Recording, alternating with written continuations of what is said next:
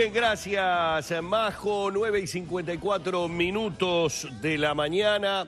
Bueno, el otro día lo comentábamos con Nano cuando volvíamos, retomábamos lamentablemente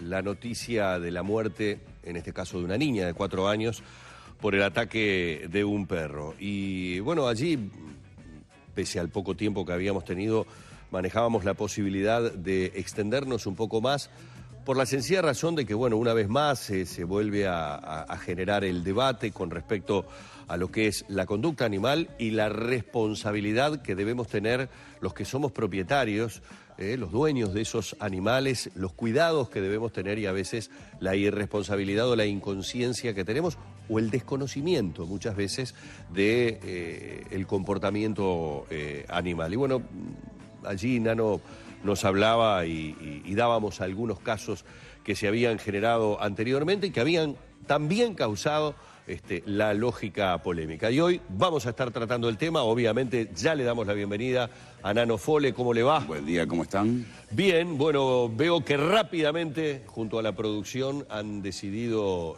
atacar el tema. Sí, en la este producción caso tiene resortes. con un experto, ¿no? Sí, Es decir, sí. Lo vamos a hacer en este caso y ya le damos la bienvenida a Pablo Seaviaga. Bienvenido, Pablo obviamente es veterinario y vamos a estar charlando con él, bueno, sobre lo que anteayer manifestábamos como una profunda preocupación que generan estas noticias cuando las brindamos, ¿no? Y vino una más de Argentina ayer, que el informe lo hizo Tegaldo. Lo dijo Danilo. 9 perros dogo que se obviamente lesionaron una arteria. No fue una presa para comer lo que hicieron esos perros. Lo lastimaron de tal manera que perdió, se fue por anemia aguda, el sereno ese, ¿no? Ahí está, mira, estamos viendo las imágenes de lo que pasó en Argentina. Era una empresa de transporte y un sereno nuevo. Un sereno Llevaba, era el primer día de trabajo que tenía. Sí, no reconocido por los animales como tal, ¿no?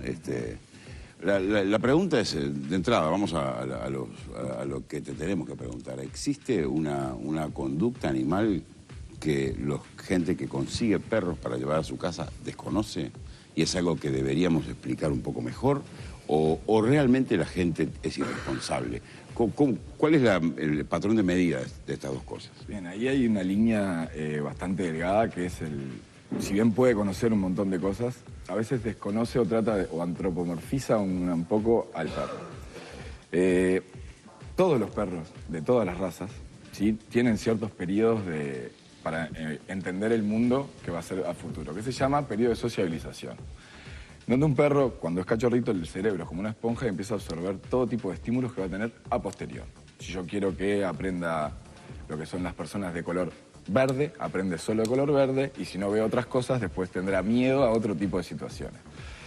En el caso de los perros, por ejemplo, esto de los dogos, que son animales que se buscan de guardia y demás, a veces hay una confusión en cuanto a que un perro sea guardián, tiene que tratar de ser lo menos sociable con todos los demás. Eso implica un gran error, porque de hecho... Primer gran error. La probabilidad de que, y eso pasa también en las casas, el perro siempre va a defender el núcleo familiar si este es lo más armonioso posible, si no hay ningún tipo de estrés.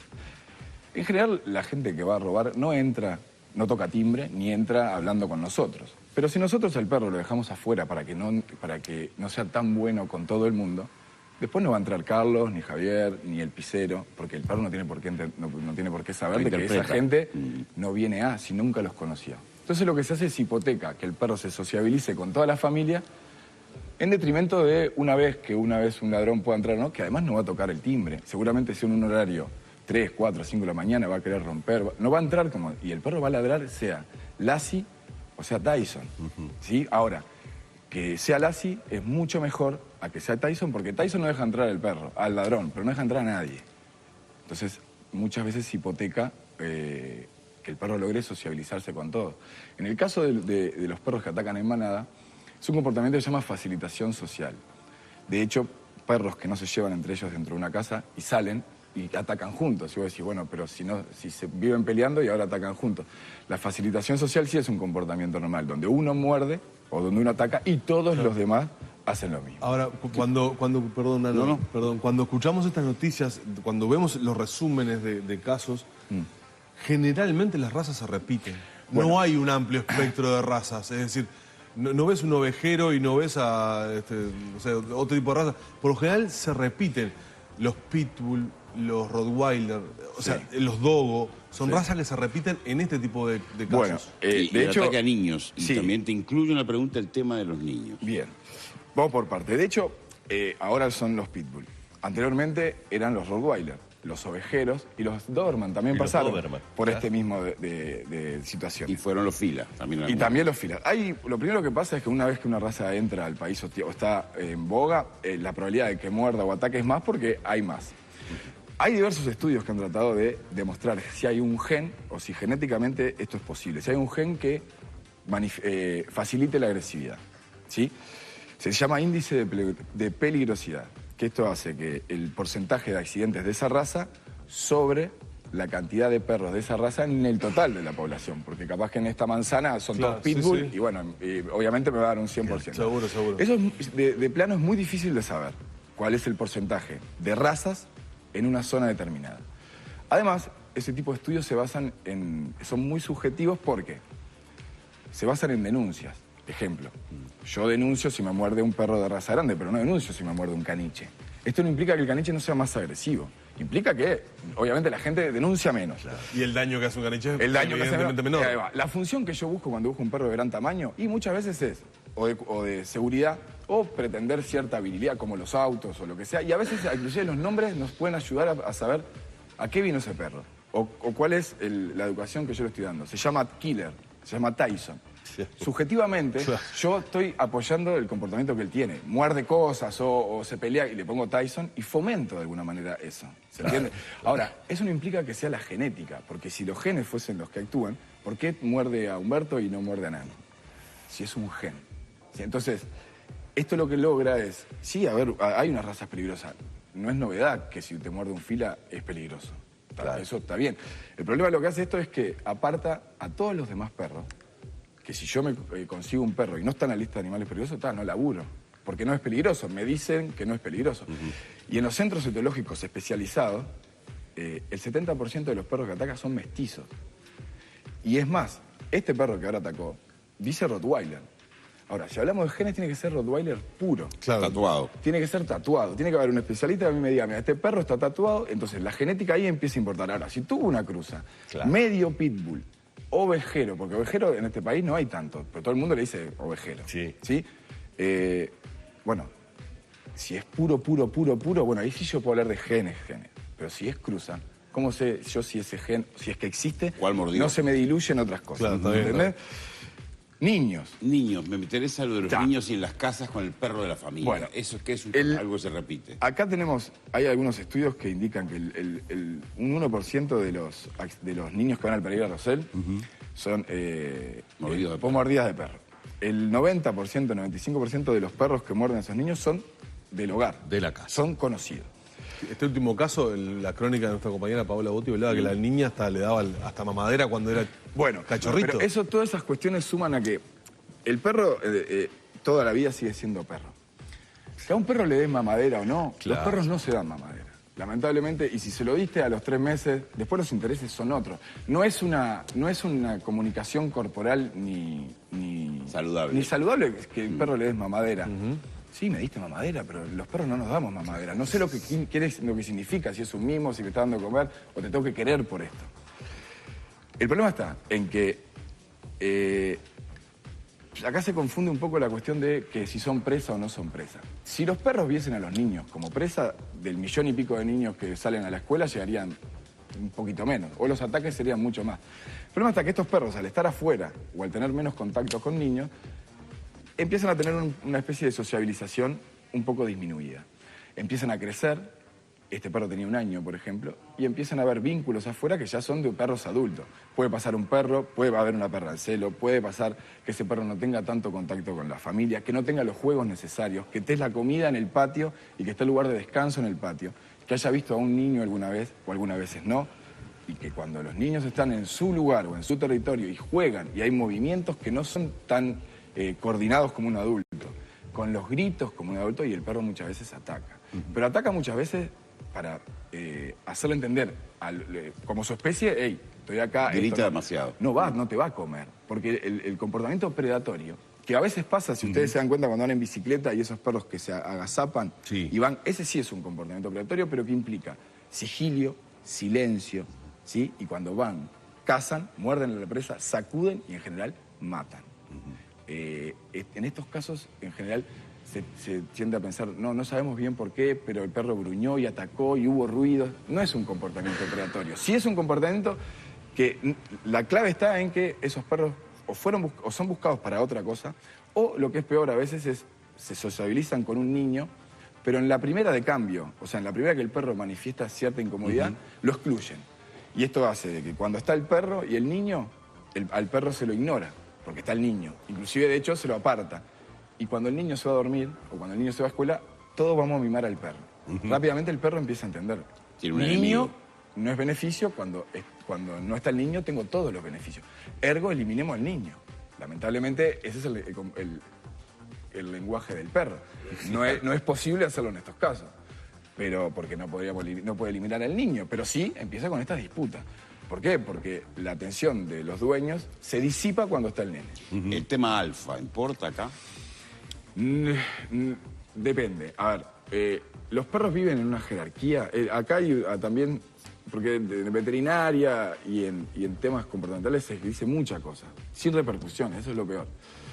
No hay ni el alfa y el beta sí, los perros viven en cierta pirámide jerárquica, no todos. Pero el tema de dominancia no es absoluta.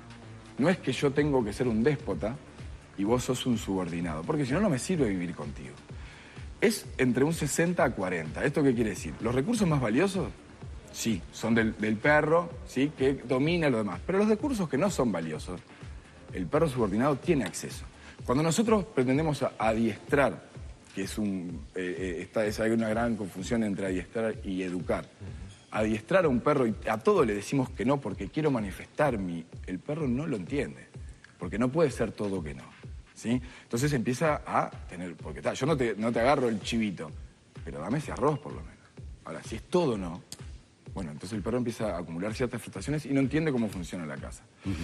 Los perros que tienen tendencia a problemas jerárquicos, sí pueden empezar a competir, pero no necesariamente con los niños, porque los niños no son competencia.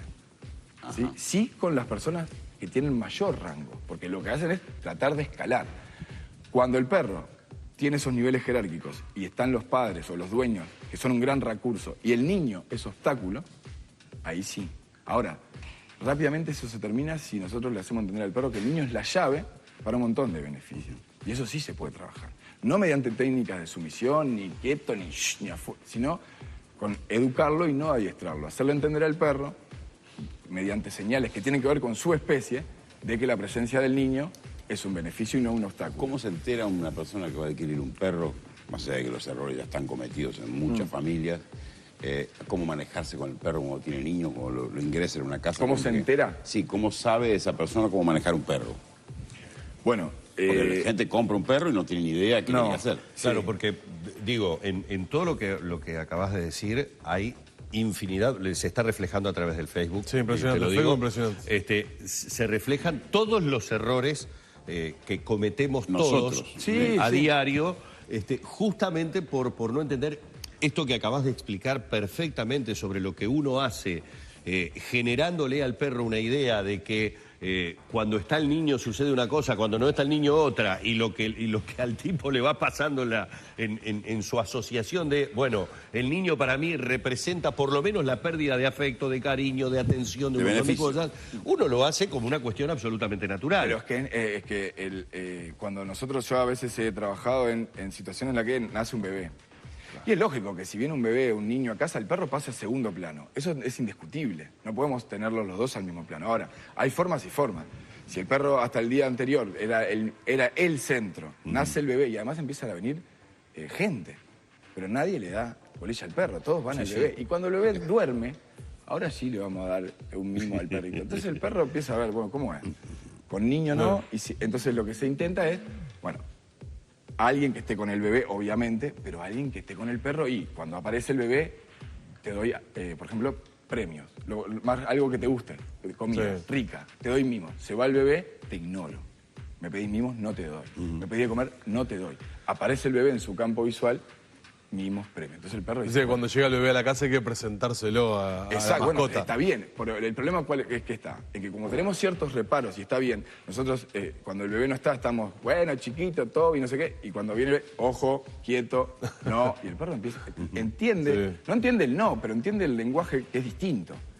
Entonces dice, bueno, esto que vino ahora es una competencia, y lo que hay que tratar de hacer es que sea una llave para la felicidad del perro. Pablo, lo que se refleja, por ejemplo, voy a poner el caso de Mabel, que dice que son los dueños irresponsables, qué culpa tiene el animal, el perro, digo, ¿no?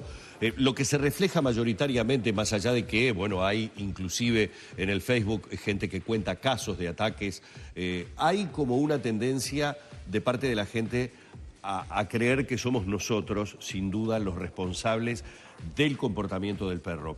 Pero puede darse el caso de que aún teniendo los reparos, aún utilizando el sentido común que hay que utilizar, yo en casa tengo un dicho, tenemos un boxer, es divino, es maravilloso, es todo lo demás, papá tiene un dicho, es un animal. Sí, claro. Es un animal, lo adoro, lo quiero muchísimo, pero yo soy de los que sufrí que un día mordiera al que hoy es su adoración, que es el adolescente de la casa. Y lo mordió.